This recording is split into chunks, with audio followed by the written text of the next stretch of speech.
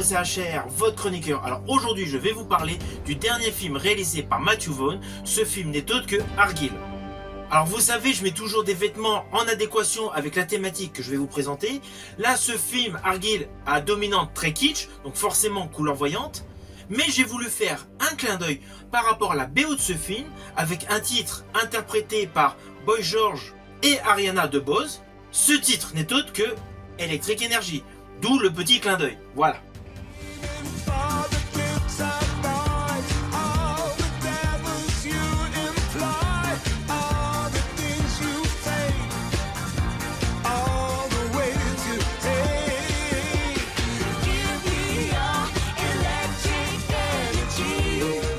Avant de passer à ma chronique, n'oublie pas, si tu n'es pas abonné, pense à le faire. Si tu aimes ce que tu vois, pense à liker, à partager. Let's go!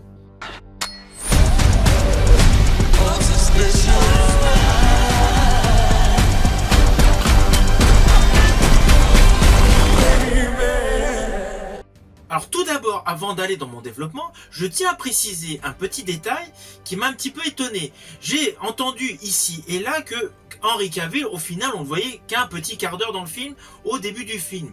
Eh bien, je tiens à rassurer tous les aficionados, Henry Cavill est du début jusqu'à la fin. Alors certes, il n'a pas le premier rôle de l'histoire, c'est indéniable. Mais au vu de la bande-annonce, c'était prévisible. Son personnage est davantage dans le style, jadis, du personnage interprété par Jean-Paul Belmondo dans Le Magnifique. Parce que vous êtes un magicien et moi je ne suis qu'un boutiquier. Henry Cavill, en fait, on le voit de manière émaillée. Logique, au vu de la bande-annonce, on sait très bien que c'est le personnage fictif inventé donc par l'écrivaine. Donc forcément, il ne peut pas être prépondérant dans tout le film. Mais néanmoins, vous allez le voir du début jusqu'à la fin, et lorsque je dis jusqu'à la fin, vraiment jusqu'à la dernière scène. Voilà, c'était juste un petit détail pour éclaircir certains commentaires que j'ai pu voir et surtout découvrir sur les réseaux sociaux. Alors concernant le pitch de base de ce film, le pitch est assez simple, le pitch est le suivant. Nous avons une romancière, Ellie Conway, qui est spécialisée dans les romans d'espionnage. Elle met donc en vedette un agent fictif, Argylle. Évidemment, le personnage que je viens de vous dire, le personnage d'Henry Cavill. Cette femme, au final, elle est très introvertie, elle manque un peu d'assurance et surtout, elle vit un petit peu en marge de la société. Elle vit reclus principalement avec son chat. Néanmoins, par un coup du sort, un syndicat du crime est à ses trousses, car apparemment, ces romans s'apparenteraient à une boule de cristal. Oui, une boule de cristal, c'est d'ailleurs le terme usité au sein de ce film. Alors pourquoi, me direz-vous? Tout simplement parce que ce qu'elle décrit dans ses romans, en fait, se déroule en réalité. C'est pour ça qu'il y a cette petite notion. Alors après une scène d'ouverture tonitruante, on découvre donc Henry Cavill et Dua Lipa. On se retrouve dans le monde réel, c'est-à-dire avec Ellie Conway, le personnage Ellie Conway, interprété par Bryce Dallas Howard, qui écrit donc son dernier chapitre. De fil en aiguille, elle téléphone à sa mère, et celle-ci n'est pas convaincue donc, par la finalité de cet ouvrage.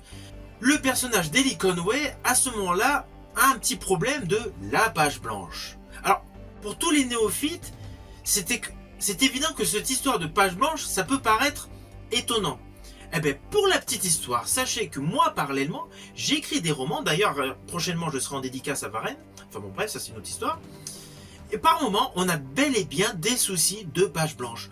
On se retrouve, on veut finir une histoire, on veut rajouter un détail, et bim, on n'a pas l'idée qui vient en tête. C'est bien réel le phénomène de la page blanche. Donc revenons à notre ouvrage.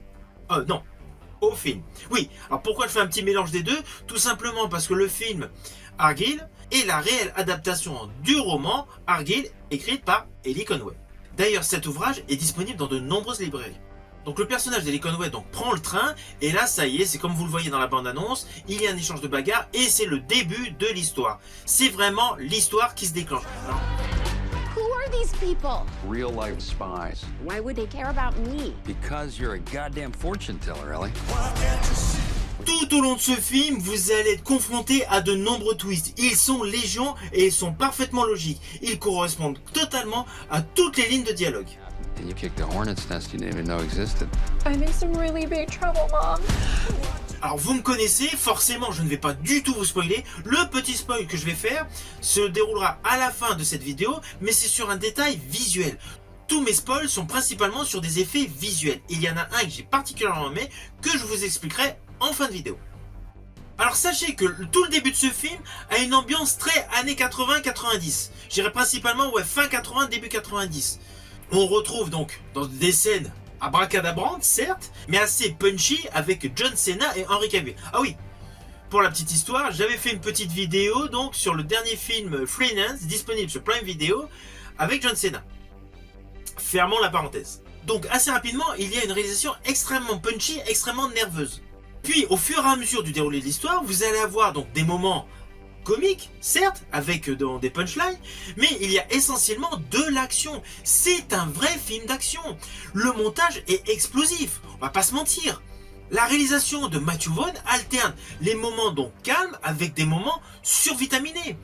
Et les enchaînements lors des combats mano à mano sont de toute beauté. Les chorégraphies sont réellement hallucinantes.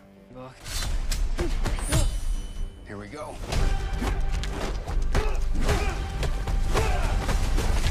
I love this book.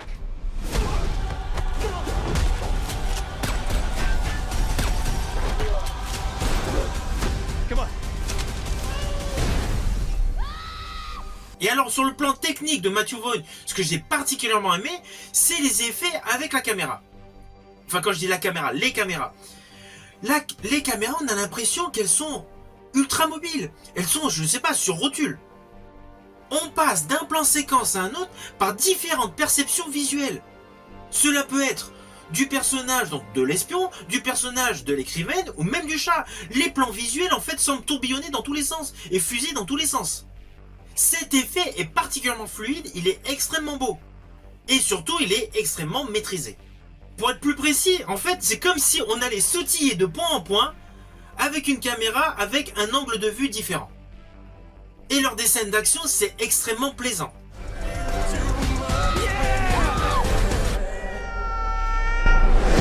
Alors oui, cela n'empêche pas l'incrustation d'effets visuels, il y a de la CGI, le FX sont là, mais il y a un vrai travail de make-up.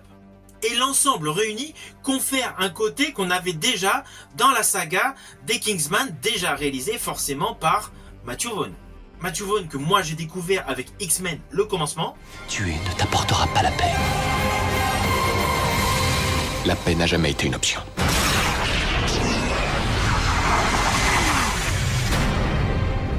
Puis par la saga donc des Kingsman, donc Kingsman Service Secret en 2015. Où est-ce qu'on va se battre?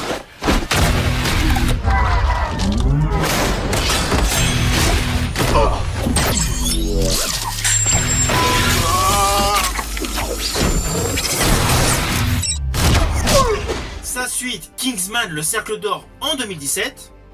Whatever.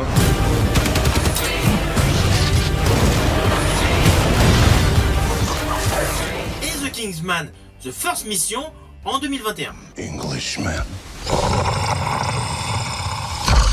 Rasputin, your reputation precedes you.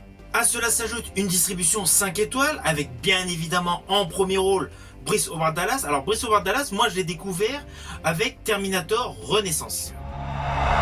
Let's see what we've got here. À ses côtés, nous avons donc Sam Rockwell. Sam Rockwell qui a une très grande carrière cinématographique. Moi personnellement, je l'avais découvert dans le film de Frank Darabont, La Ligne Verte. Nous avons également dans ce film donc Henry Cavill. Henry Cavill, c'est le dernier Man of Steel. Ce n'est pas un S. Sur ma planète, ça signifie d'espoir. Ben, chez nous, c'est un S. Que diriez-vous de... Super. Excusez-moi. Nous avons également Dua Lipa. Alors Dua Lipa, on la voit essentiellement donc au début de ce film. Mais son rôle, elle l'interprète parfaitement. Nous avons également une actrice de talent, Catherine O'Hara. Mais le grand personnage antipathique que j'ai aimé dans ce film, c'est Bryan Cranston. Bryan Cranston, inoubliable Breaking Bad. C'est un acteur qui a une carrière immense, tant à la télé qu'au cinéma. Et son jeu dans ce film est naturellement bon. Alors oui, toujours côté distribution, nous avons donc John Cena. John Cena que vous avez pu voir donc récemment donc dans Freelance. Nous retrouvons également Sofia Boutella. Sofia Boutella qui était la momie face à Tom Cruise, mais qui était dernièrement l'héroïne du dernier Snyder, Rebel Moon. En fait c'est simple, c'est un casting 5 étoiles et honnêtement tous les acteurs sont bons. Alors attention à ce que je vais dire, cela s'apparente à un spoil mais c'est plus par rapport à un détail visuel. Il y a un détail visuel à un moment du film qui est plus dans la dernière partie du film, mais ce n'est pas la fin, hein, mais c'est dans la dernière partie. Cette scène se déroule avec des fumigènes. Il y a un ascenseur qui s'ouvre, enfin non, ce sont des portes métalliques qui s'ouvrent et des fumigènes sortent. Et là, il y a des fumigènes de couleurs. Il y en a des bleus, des verts, des jaunes, des oranges, des violets, etc. Et là, donc, il y a toute une chorégraphie de combat avec les fumigènes, etc. J'estime que ce plan séquence visuel est de toute beauté. Et surtout, il a un côté un petit peu loufoque avec une musique qui est très belle, certes. Je crois que c'est d'ailleurs Leona Lewis qui chante. Mais elle est parfaitement fluide, elle est parfaitement orchestrée et elle est truculente. Cette scène avec les différents motifs, les différents coloris des fumigènes est splendide, tout simplement splendide. Voilà, ce n'était pas un spoil énorme, mais c'est un détail visuel que j'ai particulièrement aimé. Agent Argyle. Oh my God. Oh my God. Oh my God. Alors au final, c'est un film que je vous invite à découvrir. Surtout si vous avez aimé les opus de la saga Kingsman. On est vraiment dans la même lignée, c'est vraiment le même style.